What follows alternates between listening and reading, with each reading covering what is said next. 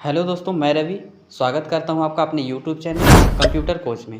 दोस्तों, आज की इस वीडियो में हम जानेंगे कंप्यूटर की पीढ़ियों के बारे में। कंप्यूटर की पीढ़ियों में कौन सी पीढ़ी कब से कब तक चली, किस पीढ़ी में कैसा कंप्यूटर था और कब बनाया गया था। तो चलिए इस वीडियो को स्टार्ट करते हैं और चलते हैं आज के अपनी इस टॉपिक पे। दोस्तों, अगर हम बात करें कंप्यूटर की पीढ़ियों के बारे में तो समय के साथ कंप्यूटर में कई बदलाव हुए हैं। कंप्यूटर की पहली पीढ़ी 1940 के आसपास शुरू हुई और तब से लेकर 2024 तक कंप्यूटर की 5 पीढ़ियां आ चुकी हैं। 16वीं शताब्दी से शुरू होकर कंप्यूटर लंबे समय तक विकसित हुए और गति, सटीकता, आकार और कीमत के मामले में लगातार खुद को बेहतर बनाते हुए आधुनिक कंप्यूटर बन गए। इस लंबी अवधि के विभिन्न चरणों को कंप्यूटर की पीढ़ी के रूप में जाना जाता है।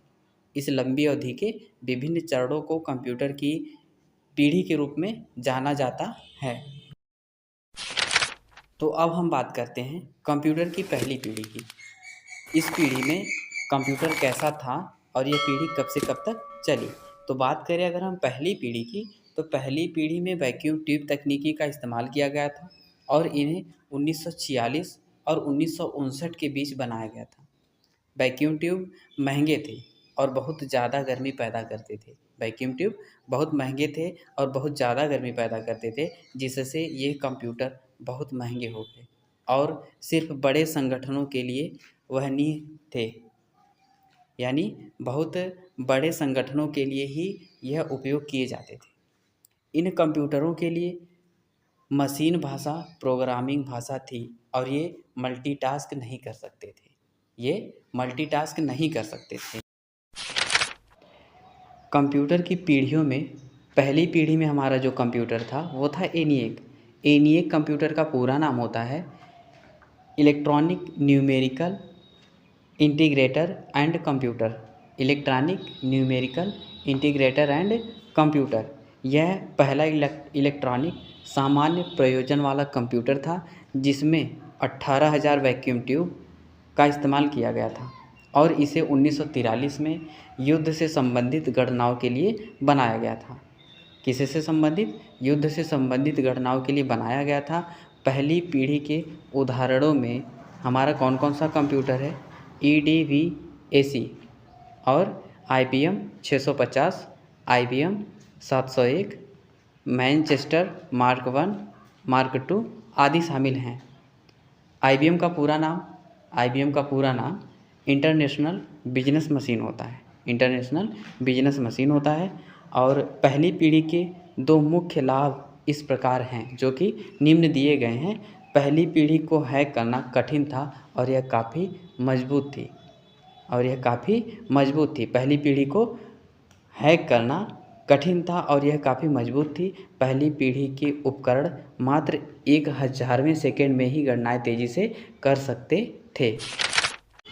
अब हम बात करते हैं कंप्यूटर की दूसरी पीढ़ी की। अगर हम बात करें कंप्यूटर की दूसरी पीढ़ी की, तो कंप्यूटर की दूसरी पीढ़ी 1950 और 1960 के दशक के अंत में विकसित की गई थी। इन कंप्यूटरों ने वैक्यूम ट्यूबों की जगह ट्रांजिस्टर का इस्तेमाल किया। किसका इस्तेमाल?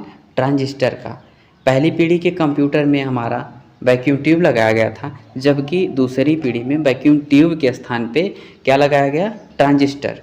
इसका इस्तेमाल किया गया जिससे वे छोटे, तेज़ और अधिक कुशल बन गए। यानी वैक्यूम ट्यूब से तेज़ और छोटे थे और उससे अधिक कुशल थे। ऐसा इसलिए किया गया क्योंकि ट्रांजिस्टर वैक्यूम ट्यूबों की तुलना में अधिक विश्वसनीय थे। उन्हें कम रखरखाव की आवश्यकता होती थी और कम गर्मी उत्पन्न करते थे, जबकि हमारा वैक्यूम ट्यूब अधिक गर्मी उत्पन्न करते थे। दूसरी पीढ़ी के कंप्यूटर छोटे और अधिक पोर्टेबल थे, जिससे वे अधिक लोगों के लिए सुलभ थे। इस पीढ़ी में चुंबकीय कोर मेमोरी भी पेश की गई, जो अधिक तेज़ और अधिक विश्वसनीय थी। इसने आगे के विकास की नींव रखी, जिसने एकीकृत सर्किट का उपयोग करने वाली तीसरी पीढ़ी के लिए मार्ग प्रशस्त किया। दूसरी पीढ़ी के कुछ लाभ निम्न हैं।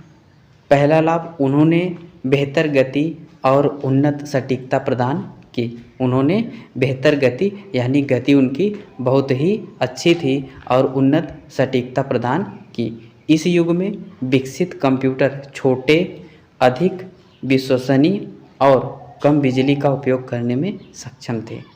इस युग में विकसित कंप्यूटर यानी इस युग में जो भी कंप्यूटर थे काफ़ी विकसित थे, आकार में छोटे थे, अधिक विश्वसनीय और कम बिजली का उपयोग करने में सक्षम थे। अब अगर हम बात करें कंप्यूटर की तीसरी पीढ़ी के बारे में, तो कंप्यूटर की तीसरी पीढ़ी 1964 और 1971 के बीच आई। इस पीढ़ी में माइक्रोचिप्स या एकीकृत सर्किट का उपयोग किया गया, जिससे छोटे, सस्ते और अधिक तेज़ कंप्यूटर बनाना संभव हो गया। इस पीढ़ी में माइक्रोचिप्स या एकीकृत सर्किट का उपयोग किया गया, जिससे कंप्यूटर का आकार छोटा और कंप्यूटर सस्ता और अधिक तेज़ चलने वाला कंप्यूटर बनाना संभव हो गया। कंप्यूटर की तीसरी पीढ़ी पिछली पीढ़ियों की तुलना में यानी पहली पीढ़ी और दूसरी पीढ़ी की तुलना में बहुत तेज़ थी, जिसमें कंप्यूटेशनल समय माइक्रोसेकंड से नैनोसेकंड तक कम हो गया था। माउस और कीबोर्ड जैसे नए इनपुट डिवाइस पेश किए गए, जिन्होंने पंच कार्ड जैसी पुरानी विधियों की जगह ले ली। यानी पुरानी विधियों में पंच कार्ड यूज हुआ करते थे, जबकि इस विधि में यानी कंप्यूटर की तीसरी पीढ़ी में इनपुट डिवाइस पेश किए गए जैसे माउस और कीबोर्ड। मल्टी प्रोग्रामिंग और टाइम शेयरिंग और रिमोट प्रोसेसिंग जैसी नई कार्य क्षमताएँ पेश की गई, जिसमें कंप्यूटर संसाधनों का अधिक कुशल उपयोग संभव हो सका। तीसरी पीढ़ी के कंप्यूटर के कुछ मुख्य लाभ इस प्रकार हैं, जैसे एकीकृत सर्किट के उपयोग ने उन्हें अधिक विश्वसनीय बना दिया। पिछली पीढ़ियों की तुलना में आकार में छोटा और कम स्थान की आवश्यकता वाला बना दिया। तीसरी पीढ़ी के कुछ नुकसान भी इस प्रकार हैं, जैसे आईसी चिप्स के निर्माण के लिए उन्नत प्रौद्योगिकी की आवश्यकता थी। तीसरी पीढ़ी के कंप्यूटरों को संचालित करने के लिए औपचारिक प्रशिक्षण आवश्यक था। अब बात आती है कंप्यूटर की चौथी पीढ़ी की। तो बात करें अगर हम चौथी पीढ़ी की, तो चौथी पीढ़ी के कंप्यूटर 1972 में तीसरी पीढ़ी के बाद विकसित किए गए, जिसमें माइक्रो प्रोसेसर का इस्तेमाल किया गया था। किसका इस्तेमाल? माइक्रो प्रोसेसर का इस्तेमाल किया गया था। वे बहुत बड़े पैमाने पर एकीकृत